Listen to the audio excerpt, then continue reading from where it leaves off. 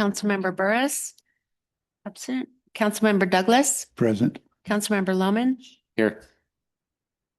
Mayor Pro Tem Hilberg. Here. Dispatched. And Mayor McCully. All four members are present. We have a quorum. Thank you very much.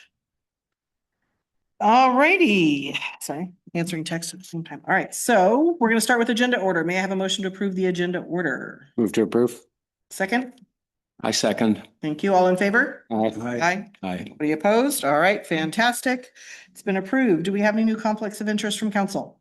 No change. Nope, nobody. Nope. All right, we're good to go.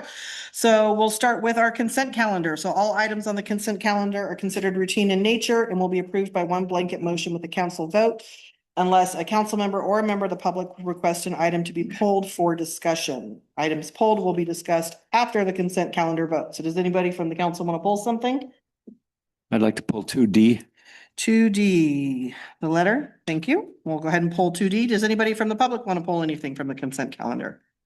Nope. All right. Can I have a motion then to approve the consent calendar without item 2D? Move to approve the consent calendar with the exception of 2D. Second. Kim seconds. All right. All in favor? Aye. Aye. Okay.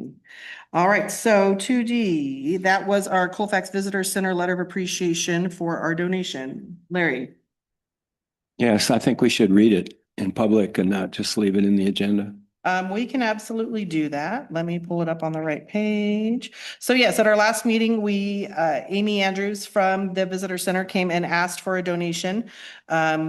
She, of course, had made a great investment into When We Expected Big Boy to stop, and alas, UP once again did not let it stop. So, and then she asked for support to make up for those profits that she was looking for so she could do some improvements to the Visitor Center, as it is our #1 place where a lot of people stop to see Colfax for the first time with the bus and Amtrak. So she sent us a letter. And it says, "Dear City Manager, Mayor, and members of the Colfax City Council, on behalf of the Colfax Visitor Center and our volunteers, thank you for your support of our recent funding request. The city's investment in the Visitor Center recognizes the important role it plays in welcoming visitors, travelers, and future customers to our community. The approved funding will allow us to improve visibility, signage, displays, and visitor experiences at the historic depot, helping us better serve residents and visitors alike. We value your confidence in our organization and look forward to putting these funds to work in a way that reflects positively on the city of Colfax. We are proud to partner with the city in promoting Colfax and creating a positive first impression for everyone who visits our community. Thank you again. Amy, Randy, Tim, Linda, Louise, Larry, and Swind." So that was her letter. Do you have any comments on that, or do you want to just go ahead and approve it? No, just say thank you. That works for me. I think that we only get one chance to make a first impression, and they are usually the ones that do it. So I thought it appropriate that it be done out loud. So thanks. Okay. Do we have anybody from the public that wanted to make a comment? No. All right. Then can I get a motion to approve 2D? So moved. Second? Okay. Sean's got the second. All in favor? Aye. All right. Perfect.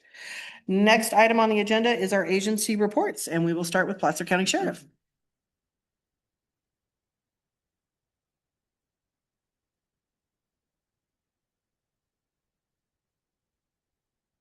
Good evening. How is everybody tonight? Good. Sergeant Toby Williams, Placer County Sheriff's Office.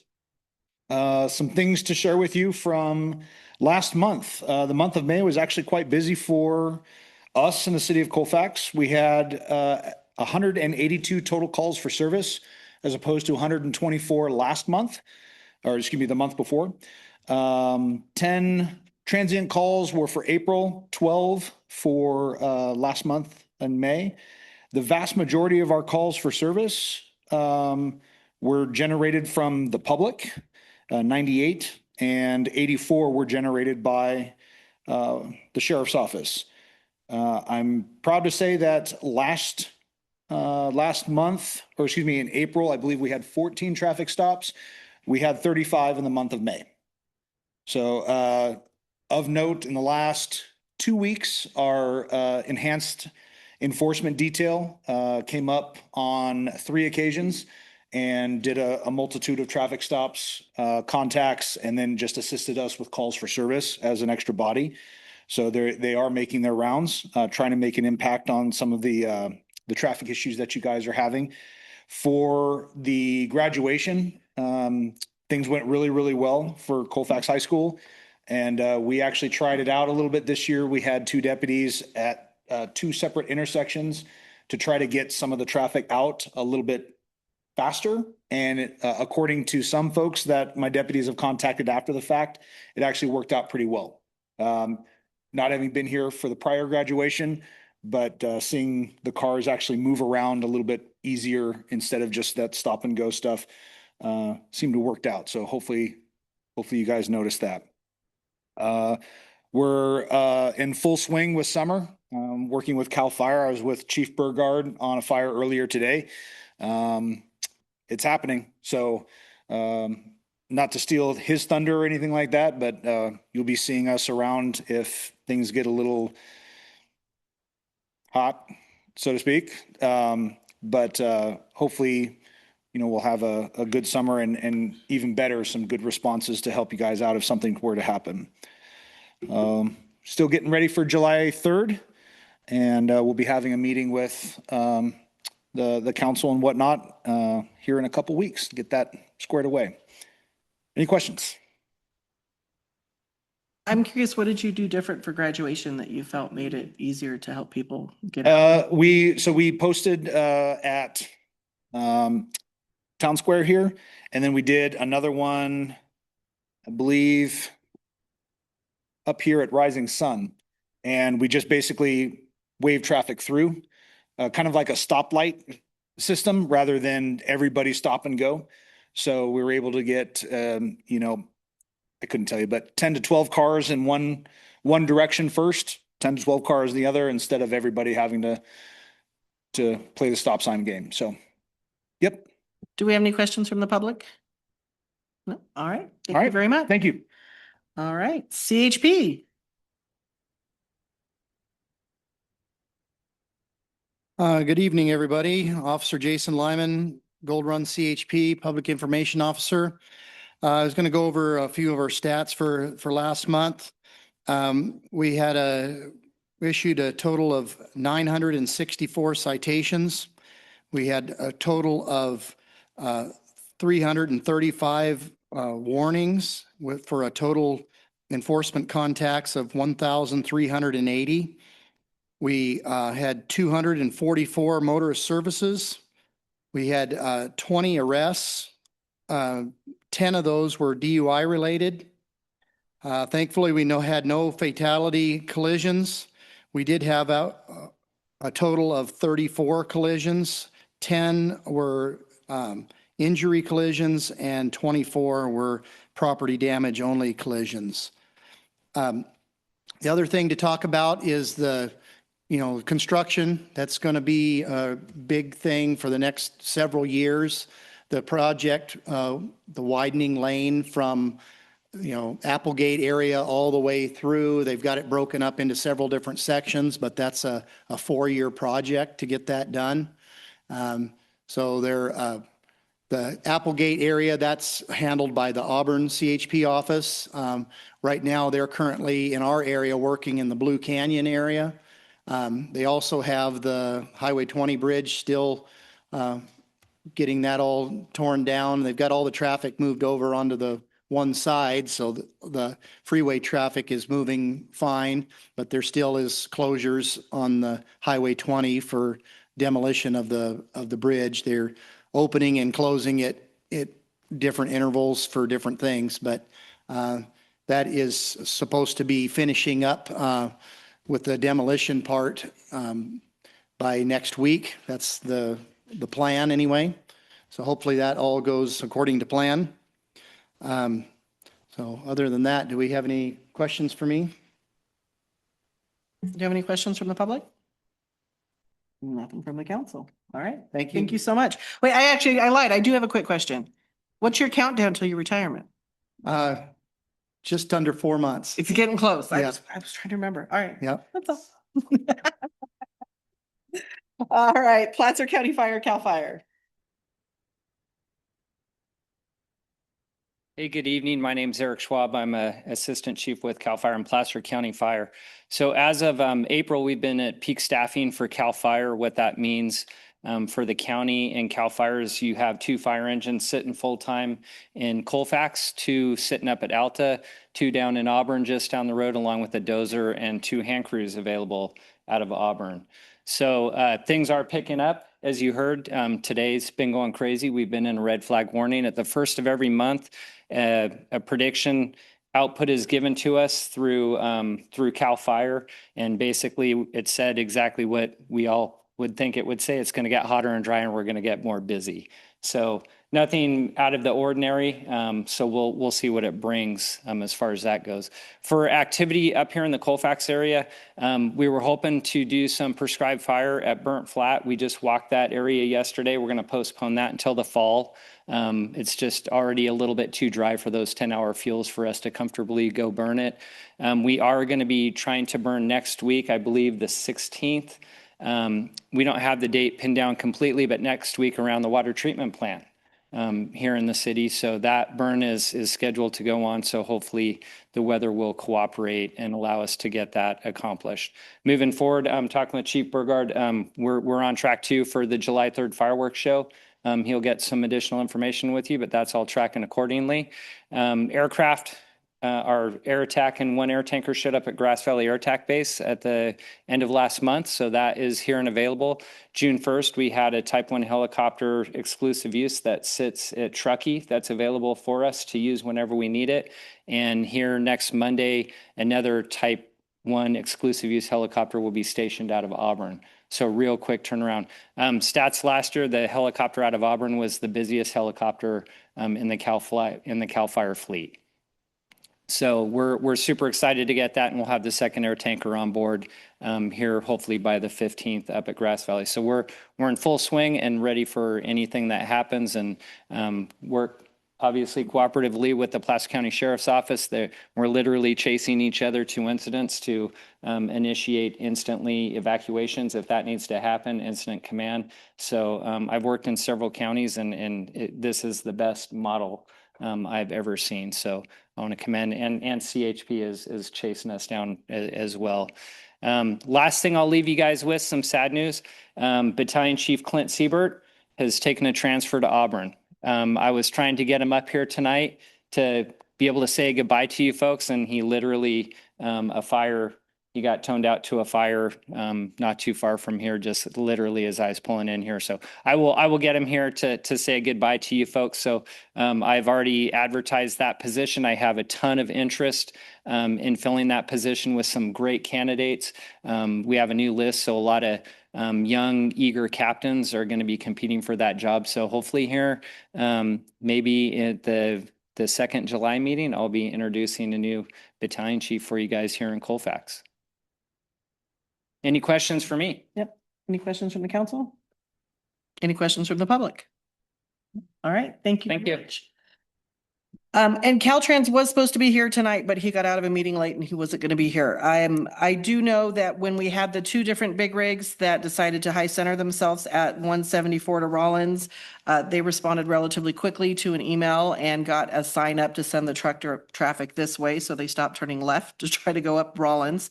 And they know about the concerns of how they did the lane shifts down in the Weimar area. So they are addressing those for us, and they will be here with a full presentation, hopefully in 2 weeks is the plan. All right, nonprofits.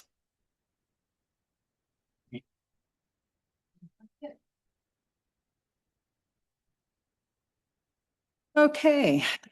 Hi, I'm Caroline Glenn Presson from the Wrecking Crew and the 3rd of July Committee. I'm here to give you an update on this year's 3rd of July celebration.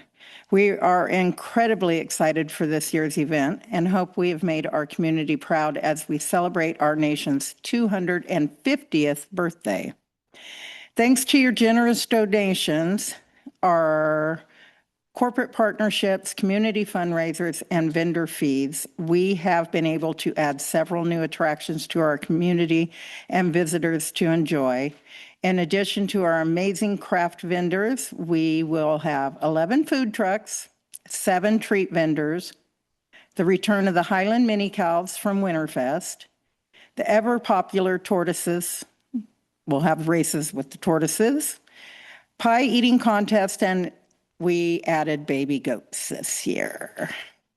We will be having music throughout the evening with one of our favorite local bands, Malarkey, as well as a wandering juggler, the Kids Parade, the Lions Club Parade, and we are also beyond honored that several branches of our active military have accepted our invitation to join us for the celebration.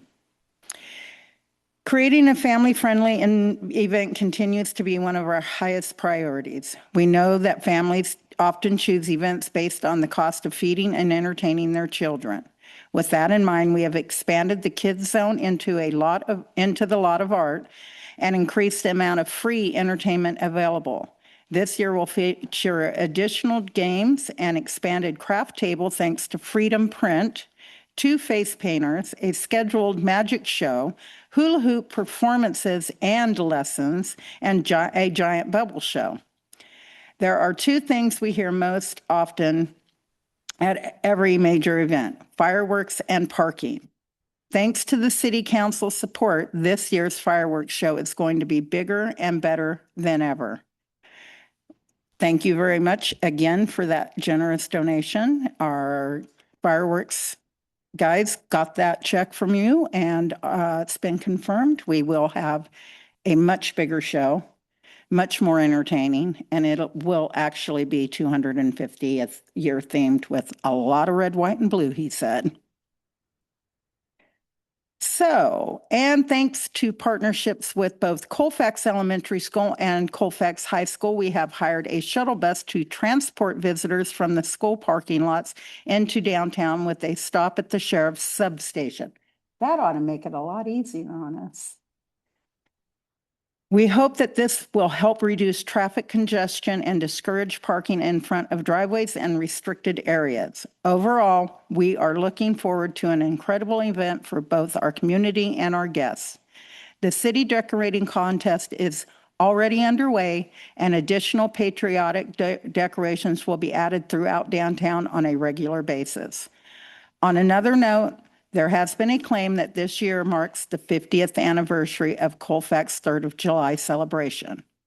If that is true, we wanted to appropriately honor that tradition. To verify the history, we consulted local historian Roger Staub and asked if he had documentation showing when the 3rd of July celebration came to the community tradition.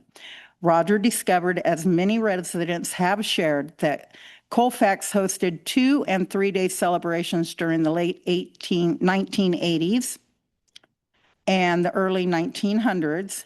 While that sounds like a lot of fun, I'm not sure our committee is quite that ambitious. But if the other groups would like to help organize a multi-day celebration in the future, we are open to that idea. The earliest documented record Roger found of fireworks being held on July 3rd dates to 1994.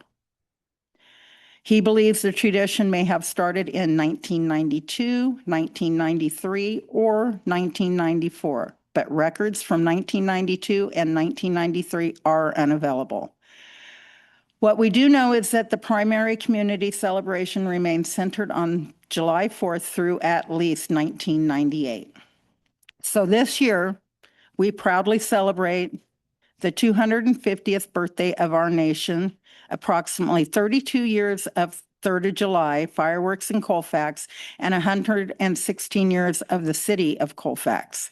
Finally, I encourage everyone to join us this Sunday for we're going to have a car wash at the Key Salon for a fundraiser for the 3rd of July.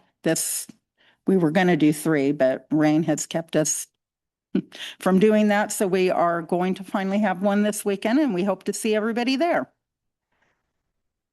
Let's come together, support the celebration, and get ready to paint Colfax red, white, and blue. Thank you. And I do want to add that I put in several messages and phone calls to the Quinn family to find out when the first 3rd of July was, and to Bonnie Wayland Hart, because her dad was the last known pyrotech, and he I can find an article only dating back to 2010 where he said that up until the few years before that, he had been doing the fireworks.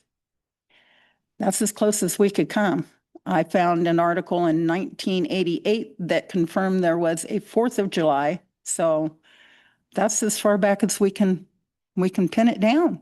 We've been doing a lot of research and asking a lot of locals that have been here a long time. So we may get to the bottom of it. I just don't know when and how, but when we do, I will gladly share that information. Thank you. Thank you. And so that's the question I see on Facebook all the time. Is why do we do this on the 3rd?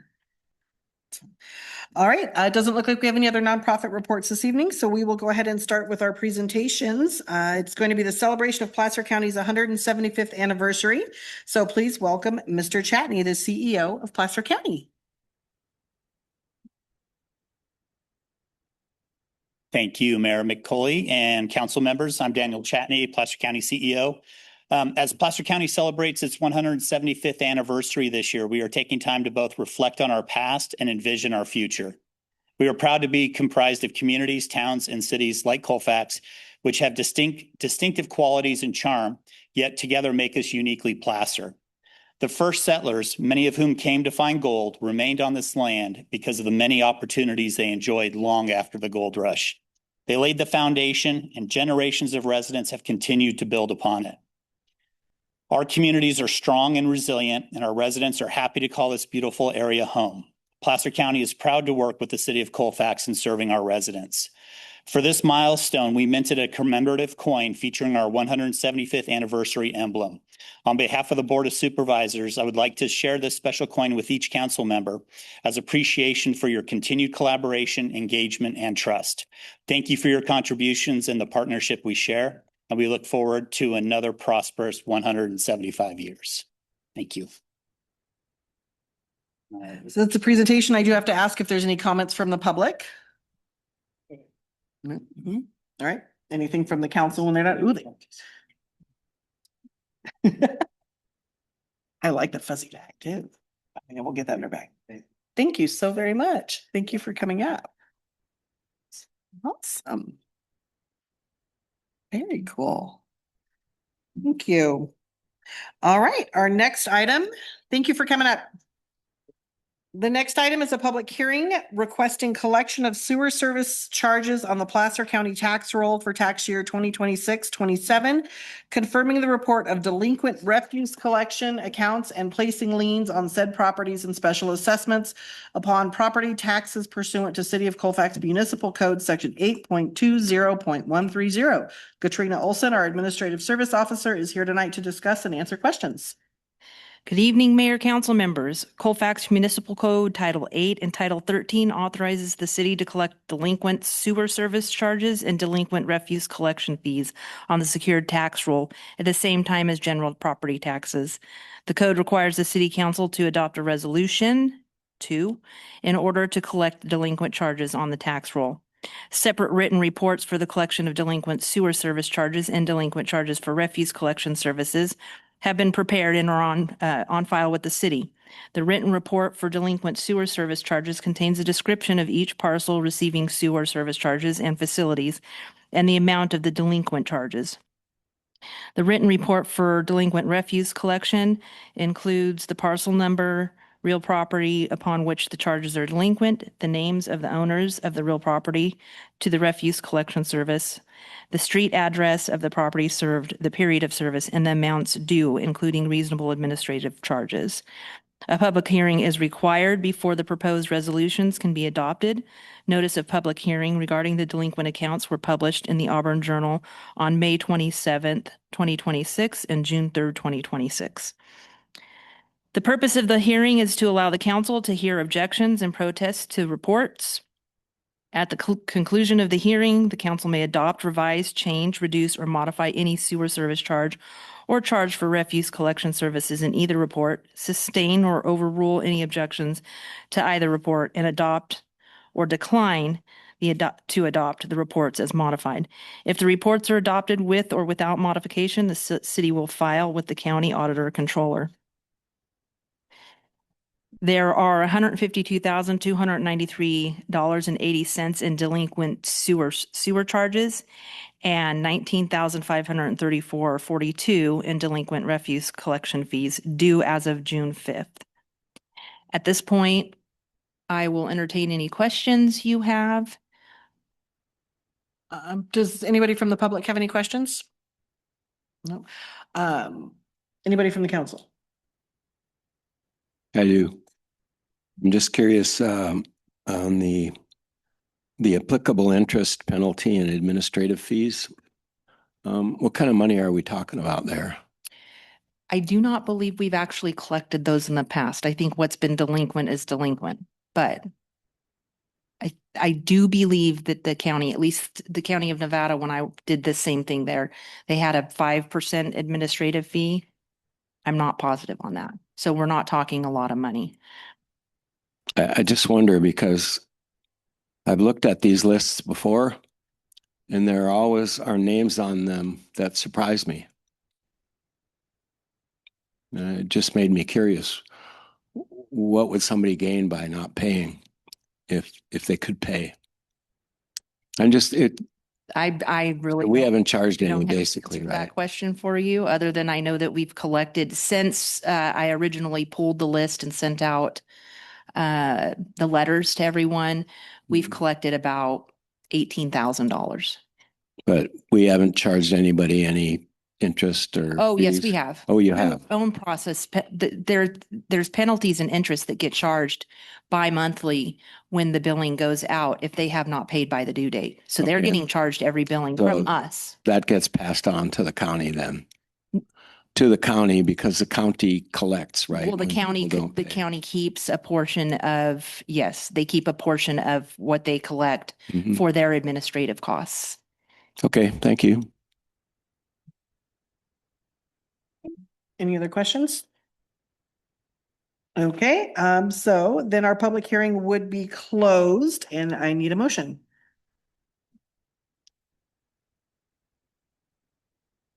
I move to approve the delinquent service charges and refuse collection fee roll. I second. All in favor? Aye. Aye. All right, no opposed, so motion passes. Thank you. Thank you. All right. Our next item is a public hearing to amend section 17.64.080 residential use types and 17.72020 residential zone district permitted uses of Title 17 zoning of the Colfax Municipal Code. Kathy Pease with City Planning Services is here tonight to discuss and answer questions. Good evening. Again, thank you, Mayor and City Council. I'm Kathy Pease, a planning consultant. I'm here this evening to bring this item back. You actually considered it at the last meeting. It is a request to eliminate the separate definitions and requirements for small versus large community care facilities. It's a line item in our general plan housing element that said that city would make this zoning change within 1 year of the adoption of the housing element. That was in 2021. Next slide.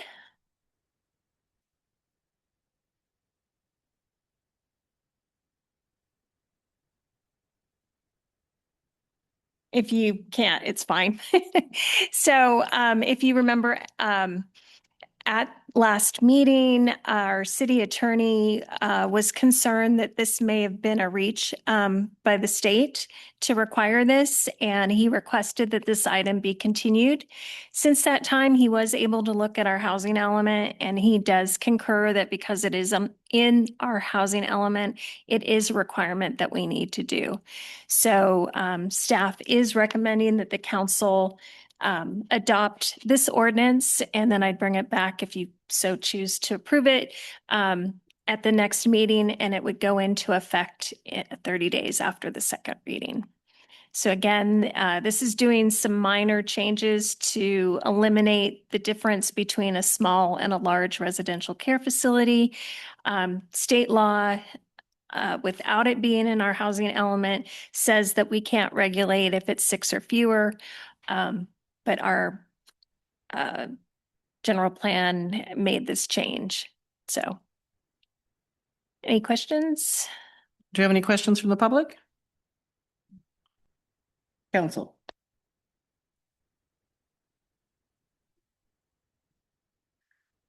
Seems like we're stuck with it. That's kind of what it's come down to. And again, as I said last meeting, I don't think we're going to have a huge run on these. So I don't think it's going to be a huge deal. If it does end up that we have a huge run, we can always, reevaluate at that time and figure out what our options are. I see some general plan changes coming up in our future anyway, so maybe we can address that so that we can fix this issue too. And we'd be flying in the face of what the state wanted us to do. So Yes. it makes us an exception. Yeah, again, this was brought up because the state did an audit of our housing element to see if we implemented everything. And they brought this to our attention. And so I promised to bring this forward. And then just on that note, tomorrow we have a town hall on our affirmatively fair housing program. That's another requirement of the state that'll happen tomorrow. Thank you, Kathy. So our public hearing is closed and that needs a motion. Move to approve the changes to the zoning ordinance. Okay, a second. I second it. All in favor? Aye. Aye. No opposed? Thank Motion you. passes. Thank you. See. All right, next we're on to public comment. So public comment, every member of the public has the opportunity to address the city council for comment. You may speak to the council on any item that is not on the agenda. The council cannot act at this time on any item that's not included in agenda, but we can refer it to staff if needs be. If you have any public comment, please come to the podium, speak your name clearly. If you choose to do your address, you can, and you have 5 minutes.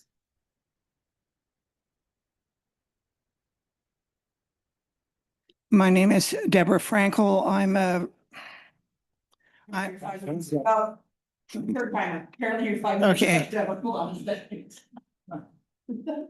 We'll start that. All right. I try to be concise, but there's a limit. Okay. Ready now? Okay. Okay. All right. My name's Deborah Frankel. I'm a resident of Colfax and a property owner. I'm bringing this up, but if it's not a proper thing to bring up, then let me know. It's concerning the town, the documentation that was sent out for the town hall meeting tomorrow. I got it in the mail yesterday. I read it this morning, and I noticed a fairly serious formatting problem that might cause some confusion. I sent an email back where I got it, and so if somebody who can do something about that read it, then I don't need to make any comment on it. But if it hasn't been read and going to be dealt with, then I wanted to say what it was. So I see that the city clerk is nodding at me. So do you want to reply? Yeah, go ahead and speak on it. Okay. It's simply that there's a numbering problem that I saw. There are a number of sections in it that are numbered 1 to 9. However, when you read it, it goes 1, 2, and each section has a title and it has some content. And it goes 1, 2, 3, 4, 5, then another 5, 6, 7, and then another 6 and another 7. And each of the 5s and each of the 6s and each of the 7s has a different title and different contents. So it looks to me like somebody did a cut and paste at some point. Everything that's in there is pretty clear, but if somebody wants to speak about it and they want to talk about, for example, the second 7, which has to do with funding sources, there's also another 7 that has to do with something else, and so it's confusing. So this is the first draft, I guess, but I just wanted to bring it to somebody's attention so that they could redo the numbering so that it would be easier to deal with the document. I'm done. Thank you. Thank you, Deborah. We'll make sure it gets fixed. Appreciate that. Must have been a Monday when that one was done. Or do we have any other public comment this evening? All right, so we will go ahead and move on. Agenda item 7, council and staff. So we'll start with our committee reports. Sean. Kind of a slow 2 weeks. Didn't have a fire safe council meeting. That got canceled the same day due to graduation stuff going on. Made it to the skate park groundbreaking. That was awesome. A lot of good crowd and really excited to see that moving forward. And I ended up missing the flood control meeting as I got stuck at work out in the for us, so oops. Thankfully they had a quorum, sounded like. Yeah, and that's all I got. Did they vote then to leave the budget, how that was adjusted, do you know? Do not. Okay. All right, Kim. Well, zero added to zero is zero. I had no meeting scheduled, although I did meet with the builder in Auburn recently, trying to convince him that Colfax is a place to build, not Auburn. So he was considering it. So I'm stoking the fires. That's it. And you'll have something to report next time because you get to go to air control tomorrow. Enjoy yourself. Thank you. Larry. Nothing to report. Apparently it's been everybody's in the summer mode, it sounds like. Let's see, I had my only official meeting was SACOG Policy and Innovation, which usually is just an update on federal and state actions and things that are going on. And yeah, the answer is there's never enough money for what everybody wants to do. I did have we had a meeting with the sheriff where we were discussing their contract renewal that will be coming up, and the American Legion is working on partnering with Union Pacific for some holiday programs that will be for shipping overseas to our troops. So that's coming up and exciting. All right, City Manager. Thank you, Madam Mayor and members of council. Continuing IT work at City Hall. I met with Matt at the wastewater treatment plant to discuss his ongoing projects, try to keep them moving forward. I met with Amanda from Chamber of Commerce to discuss how we can work together to bring more improvements to the city. Maintenance has been repainting the benches around the depot. They prepped the area of the painted porch area around the depot today, and they'll be painting that. So that will all look nice and shiny for the upcoming events. And also the crosswalk area next to the hotel will get repainted. And that's all I have. Thank you. All right, council business. The first item of council business this evening is the agreement with Placer County for animal control and care services. Katrina Olson, our administrative service officer, is here to present and answer questions. Good evening again, Mayor Council.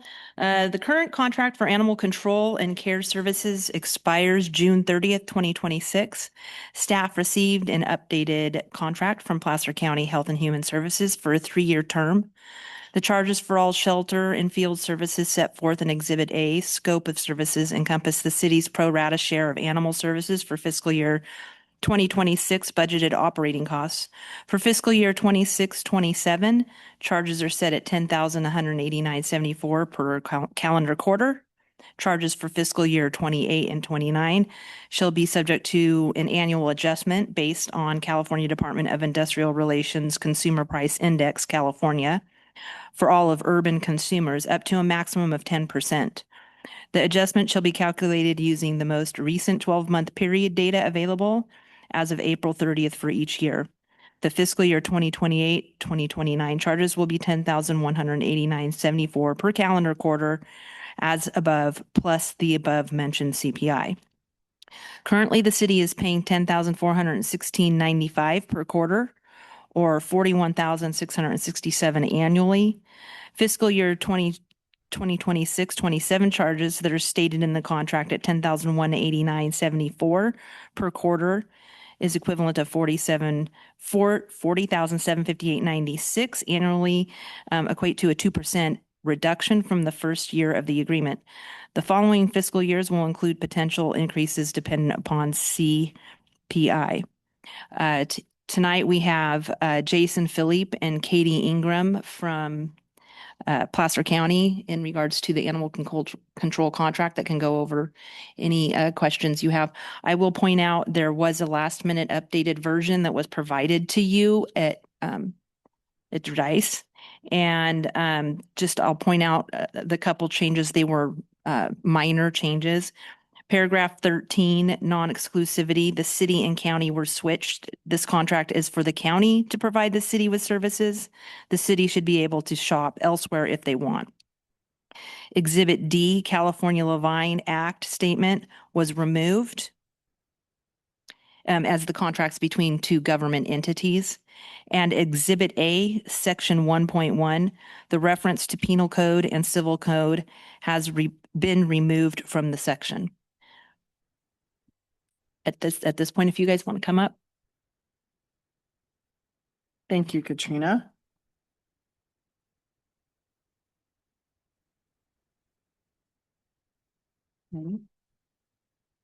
Welcome. Thank you for joining us. Thank you. Good evening, Council. I'm Jason Philippe, the Placer County Animal Services Director. And myself, and Katie Ingram are going to give an overview of the services that are contained in the proposed contract. First, I want to start by saying we appreciate the working relationship we have with the city, providing services. We've been doing it for some years now. You might also want to know, we actually provide services to 5 of the 6 incorporated cities throughout Placer. The only city excluded is Roseville. And the proposed level of service is going to be the same as what it is currently now. So there wouldn't be any changes to the service level. And so with that said, we try to keep an open line of communication with our cities. So if anyone from the council or the members of the public want to give us a call, if you have any questions or you want to talk about any subject, we'd be happy to talk to you. And I also did want to note too, again, like Katrina said, the contract amount did go down a little bit. The reason is because the contract ultimately is a cost share. And some of the cities down the hill, they're growing and they're using more services. So it dropped the cost down for Colfax a bit, which should be good for this group here. So, and with that said, I will pass off to Katie Ingram to talk a little more detail on the services.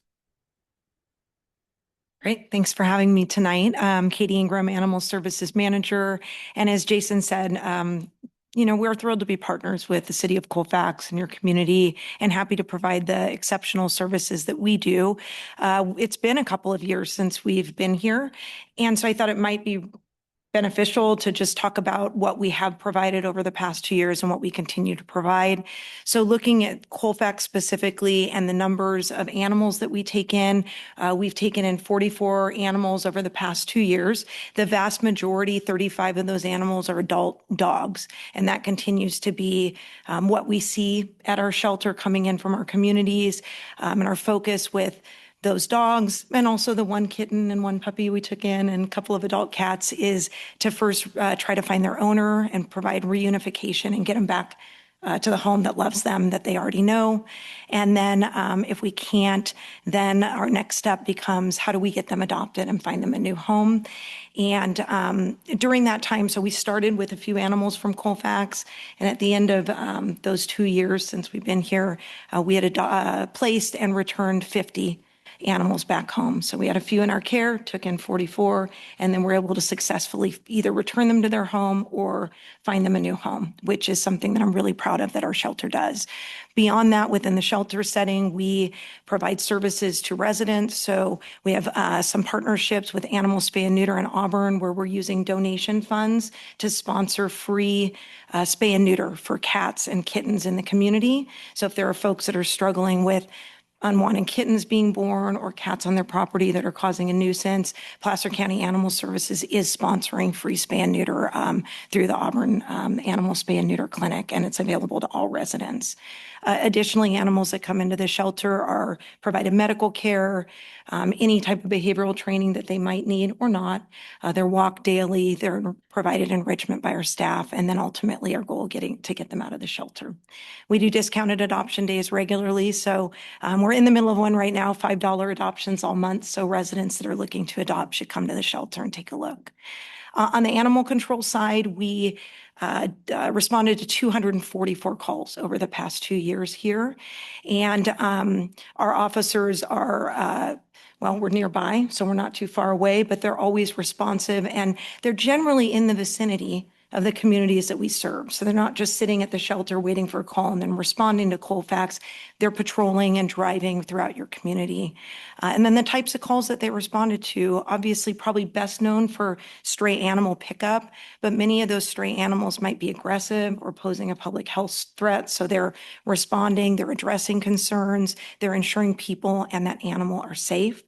They do a lot of barking complaint communication, education, follow-up if needed to resolve neighborhood complaints. They do respond to bites and public safety concerns. And then we also investigate animal welfare concerns. And we take cases to the district attorney if warranted, or we work internally to ensure that if an animal has done something aggressive, that we look at our processes with our county council and our hearing officer to see if there's restrictions that need to be placed. Majority of what our officers do is education. So they want to be a part of your community and get to know your residents and all of you, and provide assistance if they can to help people and pets live well together, and people to know how to take care of their pets in the best possible way. And so as Jason said, we're available if there's questions anytime. And our officers are available 24 hours a day. So if there's an emergency overnight, contact can be made through the sheriff's office, and our officer will come out anytime it's needed. Thank you very much. Do we have any questions from the public? All right. Anything from the council?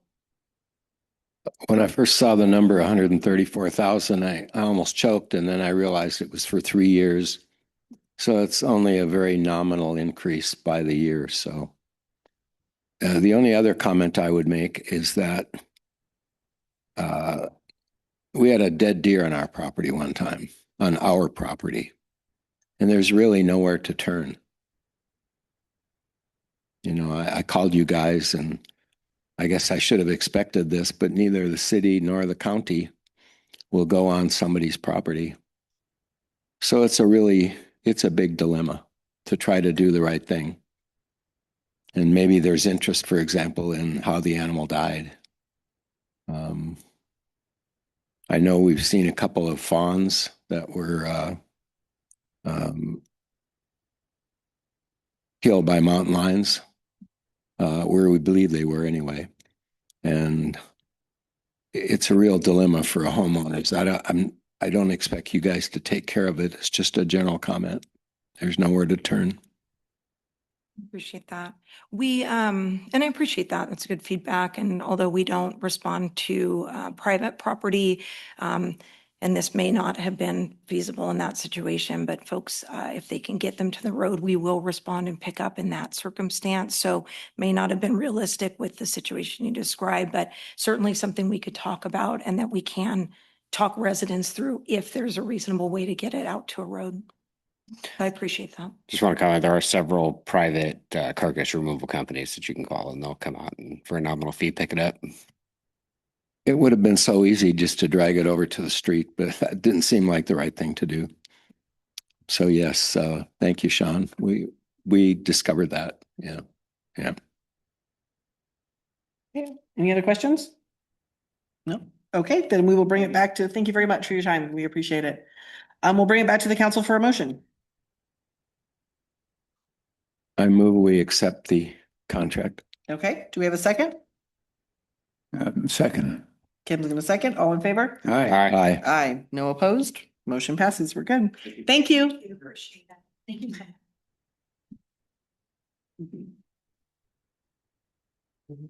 All right, so next council of business, Katrina is a busy woman this evening. With discussion and adoption of a resolution adopting the annual operating budget for 26-27. Katrina Olson, our Administrative Service Officer, is here to present and answer questions. Tonight, I will be, you're scrolling too fast here. Tonight, I am presenting fiscal year 25-26 year-end estimates and the proposed fiscal year 26-27 budget.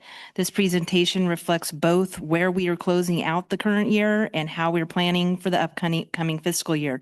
The budget was developed in a cautious economic environment with minimal overall growth. However, we are seeing strong performance in sales tax based on updated projections from HDL. Our objective with this budget is to maintain service levels, remain financially stable, and begin taking intentional steps toward addressing long-term infrastructure and capital needs across the city. Next slide. Tonight's presentation is structured into 7 main sections. We will begin with the general fund revenue and expenditure overview, then review expenditures by department and by category. We will then discuss the city's fund balance and reserve strategy, followed by the capital improvement plan. We will also cover special funds and grants, as well as wastewater treatment plant fund, before ending with a summary and recommendation. Each section builds toward the final adoption of the 26-27 budget. Next slide, thanks. Following the May 21st budget workshop, staff incorporated council direction into the proposed budget. Economic development funding was reduced from $30,000 to $15,000, and those funds were reallocated to central services with no net general fund impact for the event. July 3rd, and I believe there was another event I mentioned, but it is labeled as events.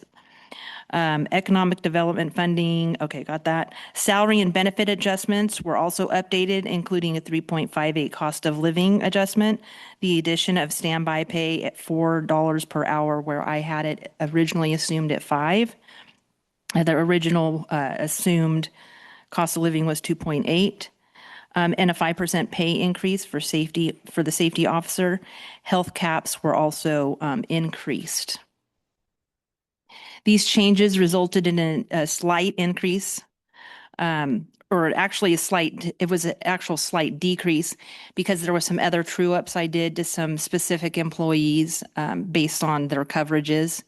That basically created an additional net fund change of $2,000. So the impact to the bottom line of the general fund will be 162 versus where it was at the budget workshop at 160.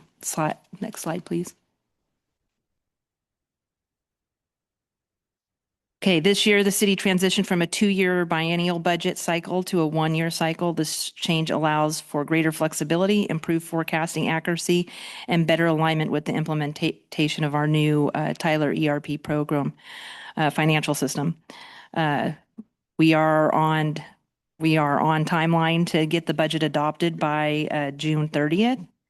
And overall, the economic backdrop includes minimal growth and continued inflationary pressures, particularly in salaries and benefits and materials. Next slide, please. The general fund is ending fiscal year 25-26 in a very strong position. The adopted budget was 2.69, while the year-end estimate is 3.46, representing a 29% positive variance. This increase is primarily driven by sales tax performance. For fiscal year 26-27, revenue is proposed at $3.45 million, which is essentially flat compared to the year-end estimate. Sales tax makes up approximately 55% of the total general fund revenue, highlighting both strength and reliance on that revenue source. Next slide, please. Property tax is projected at $540,000, reflecting a 4% growth from Proposition 13 and development. Sales tax is projected at $1.89 million, slightly reduced from the current year estimate to reflect a conservative outlook. Transit occupancy tax and other revenues are expected to decrease slightly, particularly due to reduced interest income.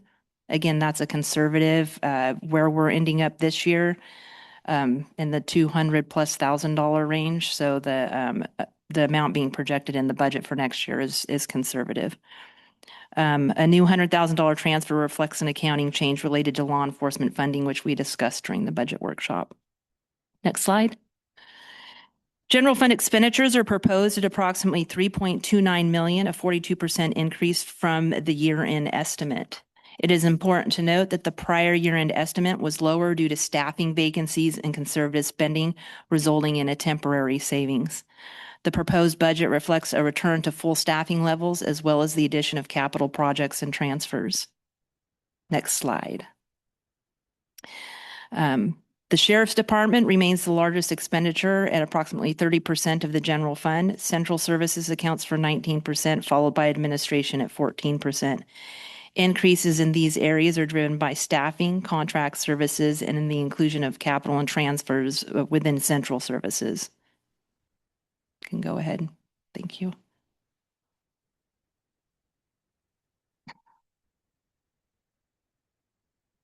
Okay, contracted services represent the largest category at approximately 55% of total expenditures. Salaries and benefits account for 17%, reflecting increased staffing and rising benefit costs. Capital and transfers represent 15% as a new category, capturing investments in projects and infrastructure funding. Most cost drivers include a 3.58% COLA, a 12% increase in health benefits, and higher CalPERS and workers' compensation costs. Contract service increases include sheriff services, city attorney, engineering, and planning. Additionally, $501,000 in capital and transfer funding supports infrastructure needs. All right. So talking about the fund balance, the city's projected to end 25-26 with a $1.15 million surplus. Staff recommends allocating these funds strategically across reserves, including capital replacement, planning, pension obligations, and operating reserves. We discussed this at the budget workshop, and it's outlined in the detailed budget in the agenda. This approach prioritizes long-term sustainability and ensures financial resilience. Next slide. Does anybody have any questions about the general fund before I move into the capital improvement? Any questions in the public? Okay. Would you repeat? Any questions about what? The overall overview of the general fund before I go into the capital improvement plan. No, I have a question later. Okay, moving to the capital improvement plan, the total's $390,000 for 2026-27. Projects include downtown improvements, park rehabilitation, ADA improvements, road maintenance, and wastewater system enhancements. All projects are considered priority and address near-term infrastructure needs. Next, special funds. 2 funds, land development and cannabis, will be closed as part of the accounting cleanup. Key active programs include the $3 million home hardening grant and the CDBG road rehabilitation program. The streets funds relies on transfers from the general fund to maintain that zero balance. Moving to the wastewater fund. The wastewater fund remains stable with revenues of approximately $2.32 million and no rate increases since fiscal year 23-24. A strong surplus in fiscal year 25-26 was driven by reduced costs in operational savings. As discussed in the budget workshop, solar was one of those vacancies and just overall reduced spending. The fiscal year 26-27 budget is essentially balanced through rising costs, and it may require future evaluation for rate increases to cover those growing operational costs. In conclusion, the city is in a strong financial position. The proposed budget is balanced, incorporates strategic investments, and reasonably allocates surplus funds to reserves and infrastructure. Staff recommends adoption of the 26-27 annual operating budget. Thank you. Happy to entertain any questions. Thank you very much. Those were a lot of numbers. Yeah, takes a minute to absorb. Any questions, comments from the public? Good numbers, that's right. That's right. All right. Go ahead, Kim. That's exactly what it is. That's why it's going down and not up.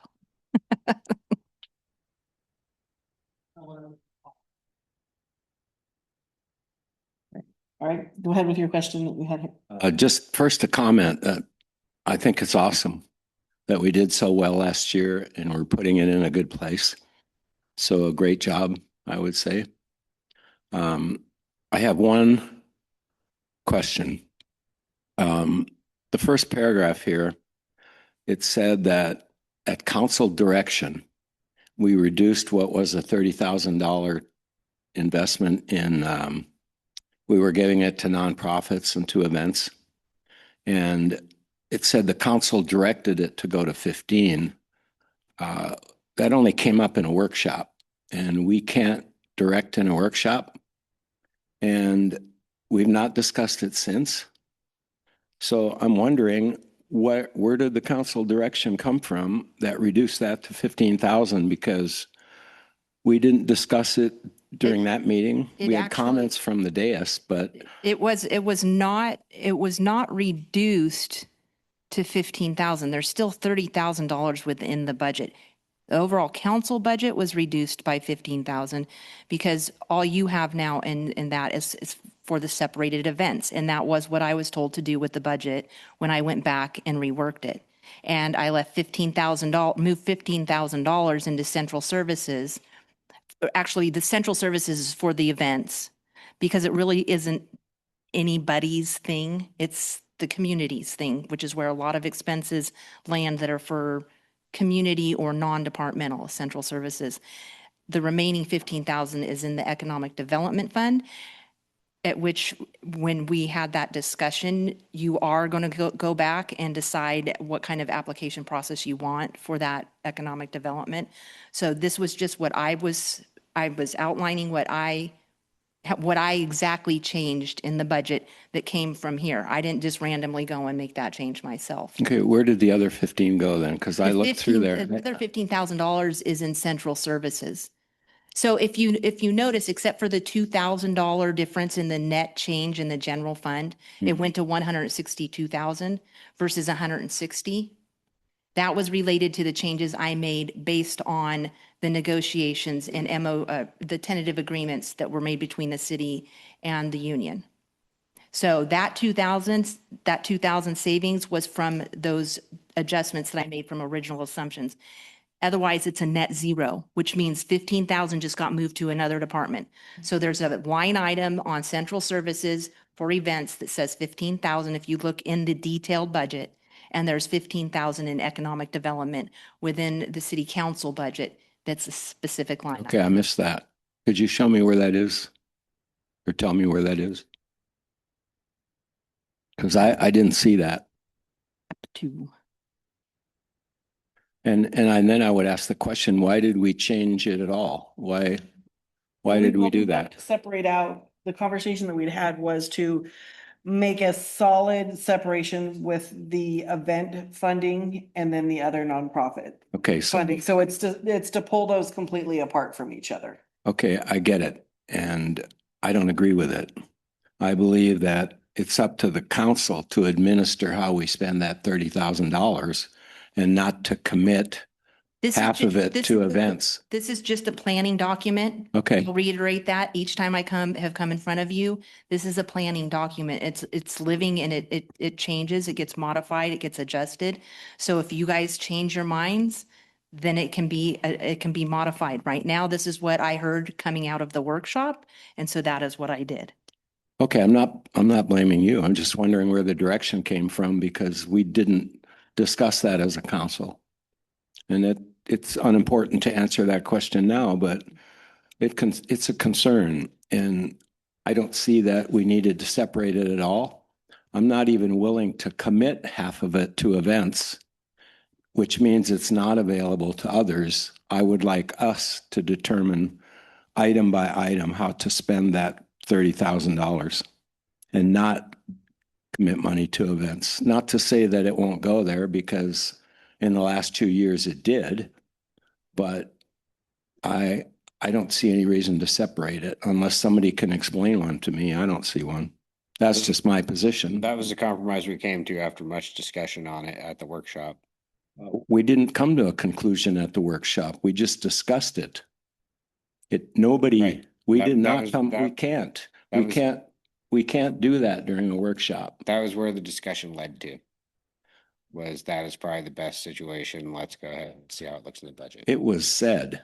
I think this is a council decision, not one to be made in that way. It seems like we discussed it and then all of a sudden we changed it without the council having voted on it. And here we are. We've If I now, may, through the mayor, ahead. David Ruderman, I'm sitting in for Mr. Harkins today, city attorney. Mhm. At a workshop, direction can be given to staff. There's no final decisions made. The final decision is what you're being asked to make tonight. So although there is a requirement that we have a budget prior to the end of the fiscal year, technically the council still has discretion to make changes. So there was no final decision. My understanding from the discussion, there was some direction given, which is entirely appropriate to happen at a town hall. And so now is what's being brought back to you. It sounds like was the results of a potential compromise that was discussed. And if you don't agree with it, you obviously don't have to vote for it, but no final decision was made at that. We did not make a decision at the workshop. If I may, this item can be brought back separately after the budget has been adopted for council to vote on as a group. And I think that's part of what the intention was, because we were going to bring it back and completely overhaul that program and the way it was being administered anyway. So that was absolutely part of the conversation that we had, and the direction was that we wanted to overhaul that entire plan. And the conversation that we had, and I think it was Trinity that started the proposal, was to separate out the funding primarily to pull those events off of the other events. The other discussion in, nonprofit okay, requests. the discussion in the meeting ended with no direction being given to staff. Well, It just ended. the direction given to staff was to separate those two pots. And I don't have my notes on me because I know we specifically said how much for the third and how much for Winterfest if somebody was to pick it up, because those were for the fireworks, because they were the biggest chunks of change. So there were specific numbers on that, and I don't have them with me. I want to say that it was 7,500 for the third and maybe 5 for Winterfest, I think. I'm not willing to commit, in my case, if it comes to a vote, I'm not willing to commit money to events. I'm willing to commit $30,000 to be determined by us as the year goes on. I'm not willing to commit 15 to event now and then allowing only 15 left to divide among whatever else we might do. It's too early. Cool. Larry, then how about this? You have the option to approve this budget as written with us coming with the express direction that we're going to come back and review this portion of the budget to make sure that we have that $30,000 properly allocated, whether it be between two funds or not. And part of that would be overhauling the system and the application system and what we Right. want to see from And applicants. All of that can go together. Overall, I mean, really, you're getting into very line item semantics, which is not typical in a budget process. This economic development, yes, it is. I can see an issue, a greater issue, but I did reiterate at the end the changes I would be making fit to the physical budget and bringing it back for review for adoption. Again, this is a living document. Modifications could be made. And you specifically asked where the event money is. If you go to the departmental fund expenditure detail for 100, Department 100 Central Services, it's right here. I don't know what page it's in the agenda. I don't have. It is General Fund Departmental Expenditure Detail 100 Central Services. It is under miscellaneous expenditures down near the bottom. And there's a cost category 8257 that says events.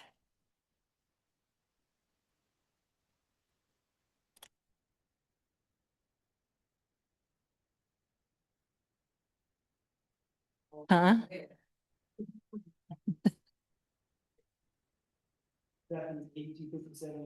Yes. It's page 77 of the packet. Yeah, he's right. That's the next page for general fund departmental expenditure detail for 110 city council. There is a line item for economic development, 8263 for, well, there's actually, it's supposed to be 15,000. That's a typo because as you can see, the total says 15,000. So the 30,000 is still there. It did not net any change. Excuse me, what I'm saying is that I am not willing to commit half of it to events at this time. I am willing to commit $30,000 for us to determine either at a later meeting or at a different time, but not now.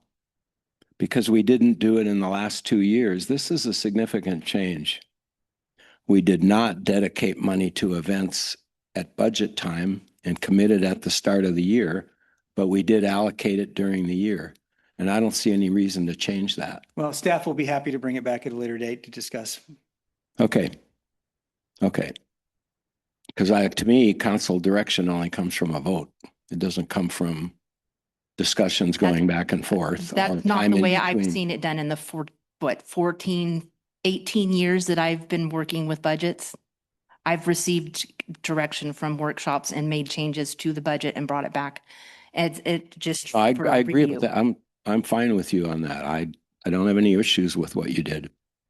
I'm just expressing that I don't like the way that it is. So if we're fine, we'll bring that back at a later date and continue. Are we good? Because the dollar amounts stay the same, it's just what we're gonna do with it. Right. So the numbers don't change, just how we're gonna deal with that particular portion, which we knew was coming back anyways to be fine tuned. All right, go for it, Sean.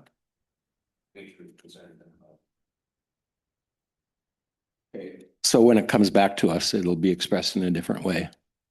As one $30,000 block of money that we determine over the course of the year how to spend. We don't commit to anything in particular right now. You can vote yes or no on my motion. How's that?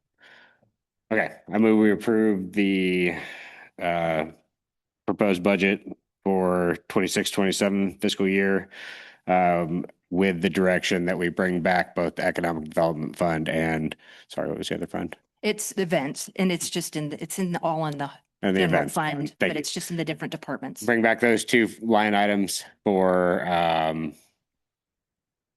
reconsideration of allocation between the two. I'll second that. All right. Aye. Thank you, because I'm sick of looking at this.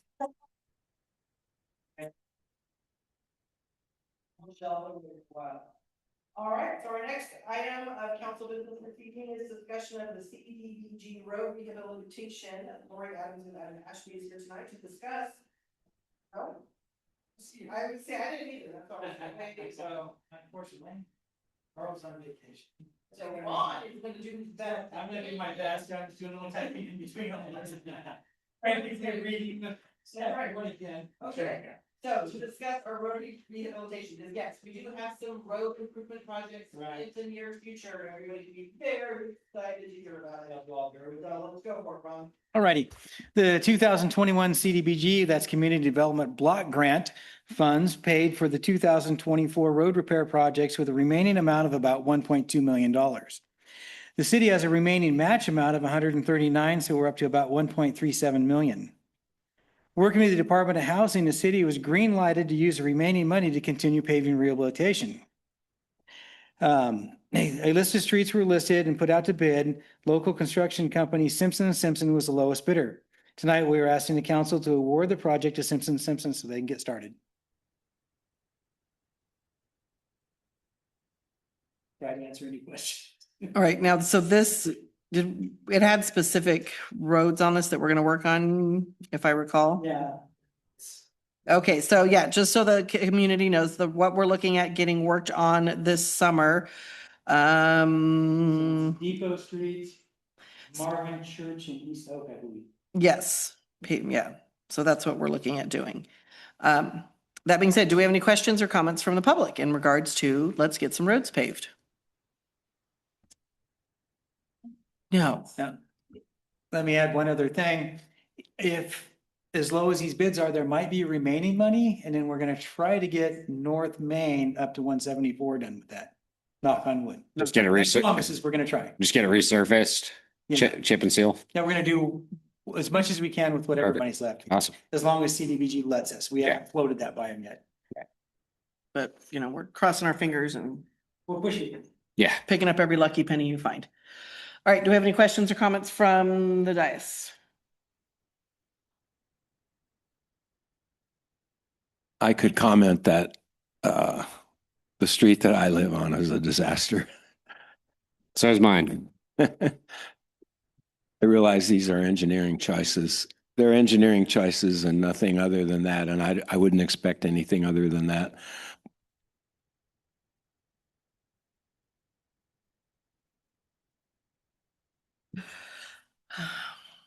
All right, motion. Okay, move to approve the construction contract award for CDBG road rehabilitation projects for 2026. I'll second. All in favor? Aye. Aye. Nobody's opposed. We're good. Simpson and Simpson has the contract. We are good. Woohoo! Yay, road. We love road paving. There is no question about that. All right, that moves it. Well, we're blowing through this. Seems long, but we're good. All right, good of the order. That's where we're at. So we're going to start with good of the order. Once we're done, you can comment on anything we say in good of the order. So, Sean. I'm going to do Harry a solid and point out that he sent an email and said that there's a major pothole on Canyon Way and Seams, thanks to the construction that's going on there, or the construction crews that are filling up there from the hydrant. Thank you. Ugh. So, yeah, the road is getting pretty bad right there. They're flooding it out, and the subgrade's starting to erode pretty bad. Isn't that the hydrant though that doesn't have the lock, that there's people that have been filling it up that aren't actually getting the whatever proper Hydrant paperwork? meters. Yeah, Yeah. we're trying to keep an eye on that. Yeah, They've been 'cause I'm- going back and forth because there's the one by the Chevron that has the meter on it, and the other one doesn't. Right. They go back and forth between the two. So Yeah, whatever we need to do to cut back on the usage on yeah, that. PCWA is aware. So and we can ask the contractor to stay off of that hydrant. And Okay. make sure they're over at the other one. Okay. Kim?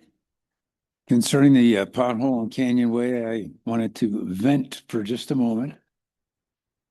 When I was the mayor, I broke my axle hitting a pothole on Canyon Way. And I'm done. Thank you.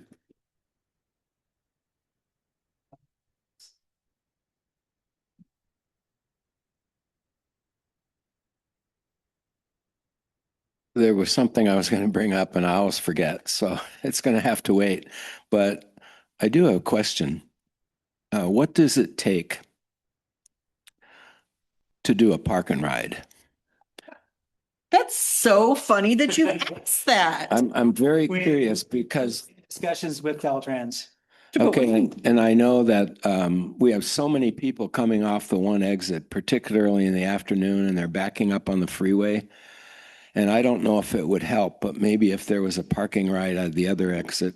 And anyway, that I would like to see us put that on the agenda and discuss it. Hey, I'll take new pavement anywhere. Yes, so actually it's really funny because I had an email exchange with the Caltrans rep just yesterday on that very subject. So we have started the process with them and they've got the map of where, we've been thinking about it and really pushing the extra traffic that's been running from Grass Valley, and it's a great spot to do it. So cross our fingers it goes. So yeah, that great minds think alike, Larry.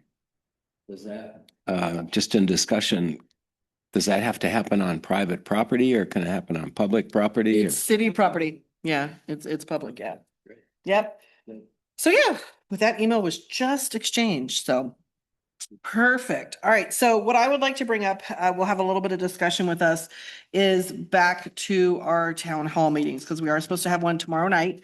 Hey, Larry, you get to MC that one because I'm not going to be here. So if you're not going to be here, we'll turn it over to somebody else. I will be here. Fantastic. So you get to MC that one.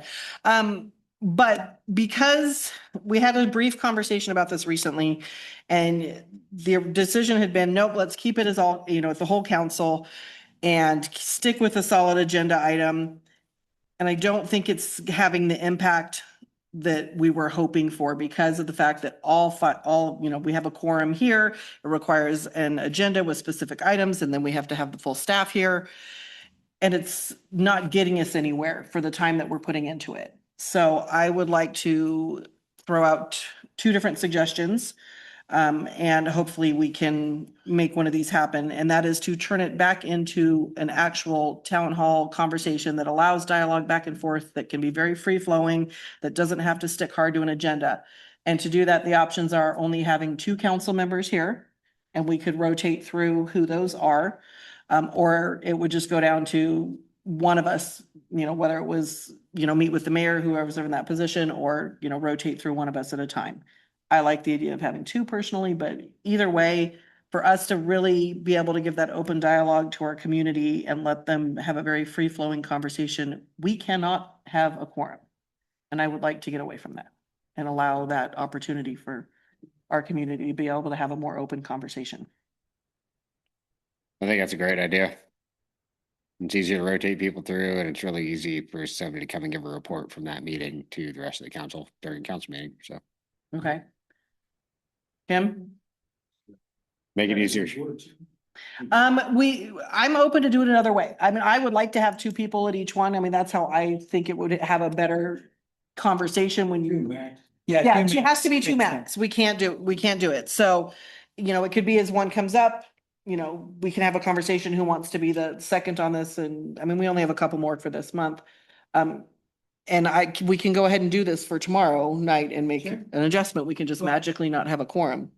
Yeah, if only two of you show up, then you're having a town hall meeting. Then you'll still have your, the workshop that we have to have for Kathy. We'll still do that, but then if there was only two here tomorrow, then it would be a very free-flowing conversation back and forth and on any topic that the community would like to bring, if we make this adjustment for tomorrow. I would just like to ask a question. I know that during that meeting before that we cannot discuss among ourselves things that are coming up from the public during those meetings. I understand that. And so going down to less than a quorum, does that allow us, the two council people, to actually talk to each other, or Yes, can we because still? You don't have a quorum, so you're not required to have an agenda or an agendized item.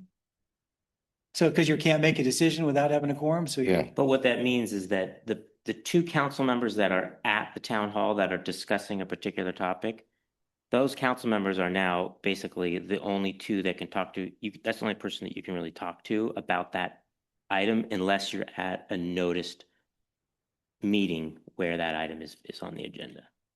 Right, so if you were on there with Councilmember Lohman, then you wouldn't be able to speak with the mayor later, one-on-one about the particular topic that you discussed. Or if either Sean or I, for example, had spoken with the mayor about it ahead of time, we couldn't talk to each other.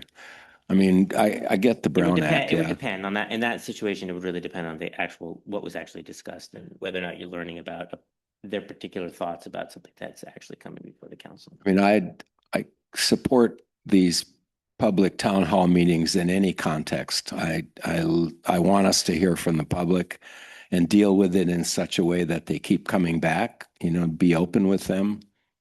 So whatever we decide to do is okay with me. And I would add again, the process that Cindy Gustafson uses for her supervisor meeting, where the meeting itself is separated from some of the public things that happen ahead of time.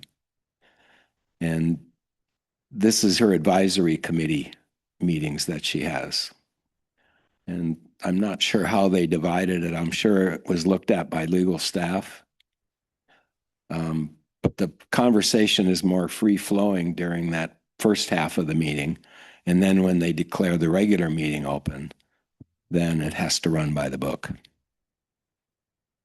Well, and what we would do is the next council meeting after a town hall, it would be an agendized item to report out from the town hall, and then we would all be able to have that group conversation that you're looking for. Cindy's the only supervisor at the WACMAC, right? She has about 6 or 7 WACMACs or advisory councils, but I think each of the other supervisors has one or more. Right. So you know more how WACMACs, I've never been to one, so. She has quite a few because of the geography of her district is so big. Okay, so if you guys are open to going down to 2 people, who would like to do tomorrow night? Let me be the first volunteer to skip it. Skip it? Yeah, I have a doctor's appointment and it's gonna be late, so There I'm you go. concerned about making it anyway. There you go. So Yeah, if instead of making a decision about that, it would be best if you just made that determination. fantastic, I determined that Kim and Larry come hang out tomorrow night. Because unfortunately, apparently I'm gonna be in hellhole tomorrow. So. Yeah.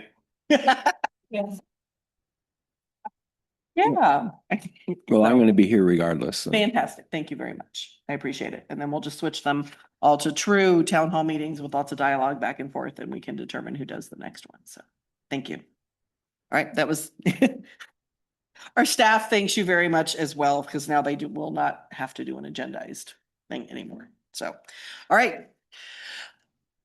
Any good of the order from anybody down here? Nope. Do we have any public comment on good of the order? No. All right. We're going to go ahead and close up then and close this. We do have a closed session, so we'll take a 5-minute recess. And guys take public comment on the closed session? oh, that's right. See, somebody's got to keep me in track. Do we have any public comment on the closed session items? We have 2 of them. That's right. I told him he's supposed to kick me. All right. So yeah, that's right. Will poke me. There you go. So yeah, we have conferences with labor negotiations and a property management discussion. Anybody have any questions, comments? No. All right. Meeting is adjourned for 5 minutes.